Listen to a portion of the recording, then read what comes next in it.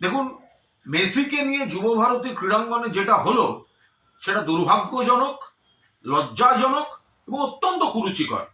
কিছু লোকের হ্যাংলামির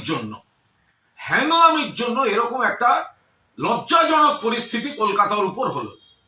কেন মেসি যখন মাঠে ঘুরছেন, এত মানুষ তারা কত শখ করে খেলার, তো মূল কথা ছিল না মেসিকে দেখতে যাচ্ছেন, মেসি আসছেন, স্বপ্নের নায়ক, মেসিকে দেখতে যাচ্ছেন।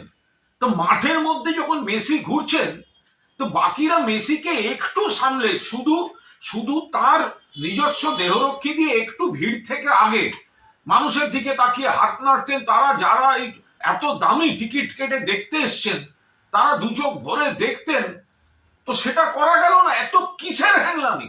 এই কয়েকজনের যে আধিক্যতা দেখছি, এটা কিসের? এটা মেসি দেখা না নিজেকে জাহির করা? এটা কি হ্যাংলামি হলো?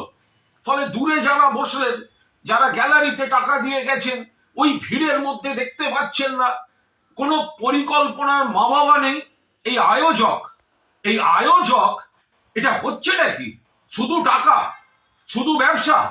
আর যে ক্রীড়া প্রেমীরা এখানে গেলেন, পুরো যুবভারতী ভরিয়ে, অনেক বড় ডার্বিতেও এত লোক হয় না। সে মানুষগুলো কিন্তু সকালে গেছে শুধুমাত্র মেসিকে দেখবে বলে। মনে রাখবেন 2011-এ খেলা হয়েছিল, মেসি খেলেছিল আর্জেন্টিনা ভেনেজুয়েলা। আমি আর আমার এক সহকর্মী তখন চ্যানেলের প্রসেনজিৎ বক্সি, আমরা কর্নার ফ্ল্যাগের পাশে বসে খেলা দেখছিলাম অ্যাস্ট্রোটার্ফের উপর। আমাদের 12 ফুটের মধ্যে মেসি দাঁড়িয়ে কর্নার নিলেন। গোটা যুবভারতী একটা সিস্টেমে চলেছিল। এটা কি? যারা মাঠের মধ্যে, একটা মানুষ গ্যালারিতে বসে সে কি দেখবে ওই ভিড়ের মধ্যে? কোনো পরিকল্পনা থাকবে না। মাননীয় মুখ্যমন্ত্রী পৌঁছবার আগেই মেসিকে বেরিয়ে যেতে হচ্ছে। জল ছুঁড়েছেন কিছু দর্শক, জল ছোড়াটা হয়তো অন্যায়, উচিত নয়, আলাদা। বাট তাদের ক্ষোভটা কি করে অস্বীকার করবো?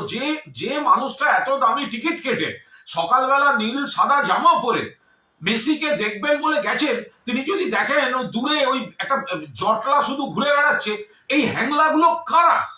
এই আয়োজকটা কে? এরা শুধু ওই টাকা তুলে দামি করে নিজেদের টাকাটাকে সুরক্ষিত রেখে অন্য জায়গা থেকে স্টারদের এনে ঘুরিয়ে দেয়া, ইয়ার্কি মারার জায়গা পায়নি।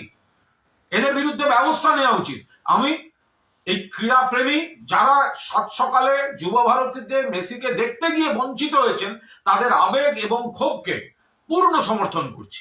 মেসিকে নিয়ে কিছুক্ষণ আগে যা ঘটে গিয়েছে, অর্থাৎ কিছু অতি হ্যাংলা লোক এমন ভাবে সল্টলেক স্টেডিয়ামে মেসিকে ঘিরে রাখলেন যে তাদের দাপটে গ্যালারিতে দামি টিকিট কেটে পকেটের পয়সা দিয়ে সকাল থেকে আসা, দূর দূর থেকে আসা লোকেরা, দর্শকরা, ফুটবল প্রেমীরা, তারা মেসিকে দেখতে পেলেন না। সেই ক্ষোভ তারপরে জলের বোতল ইত্যাদি ইত্যাদি হলো, মেসিকে চলে যেতে হলো। আমরা এক বাক্যে নিন্দা করছি। এটা লজ্জাজনক ঘটনা।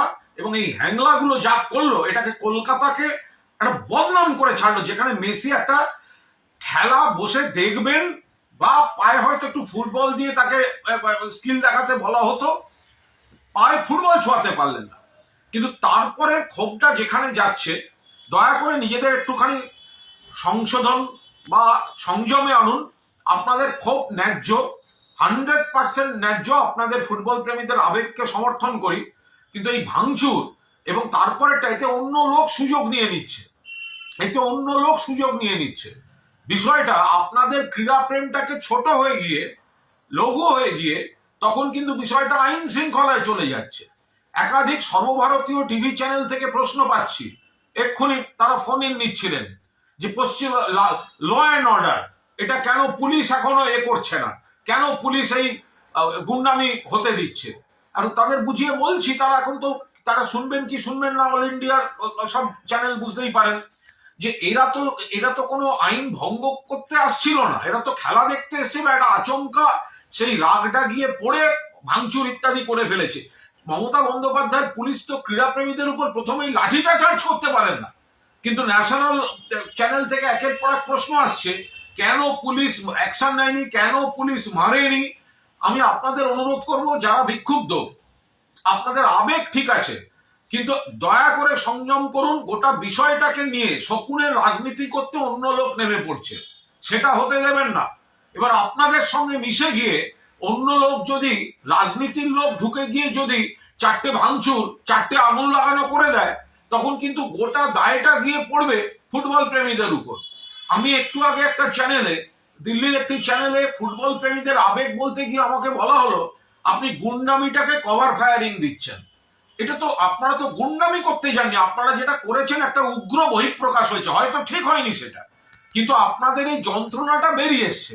কিন্তু অবিলম্বে সেটা থামান, না হলে এর মধ্যে অন্য শকুনের বাহিনী ঢুকে যাচ্ছে, ঢুকে গিয়ে ফুটবল প্রেমীদের যে কষ্টটা বা দুঃখটা এবং মূল এজেন্ট আয়োজক যেটা, তার যে ব্যর্থতাটা, সেটা এখন কেন গুন্ডামি রুখতে পুলিশ লাঠিচার্জ করেনি বা আরো কিছু করেনি, ব্যাপারটা সেই দিকে ঘোরাবার চেষ্টা করছে অনেকে।